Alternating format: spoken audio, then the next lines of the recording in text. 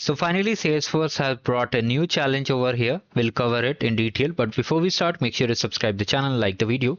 So the challenge is Agentic Enterprise Quest. You have to simply open it.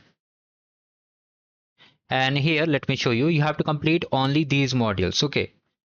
These 1, 2, 3 modules. Total 4 modules are there. It will hardly take an hour, means by 1 hour you can easily complete all these modules. If you need a solution, you can comment down below. So once you complete, you get a chance to get the goodies. Yes, you get a chance. If you clearly observe, they have clearly mentioned, and most of the YouTubers never mentioned this, that out of 150, means any random 150 winners will be getting the hat. Okay. Similarly, if you just see, more challenges are there. Like for example, if you want a hoodie, and if you want a best, you can see there are very limited people who can just win.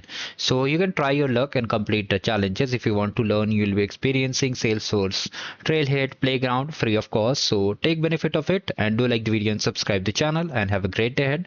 For solutions, you can comment down below.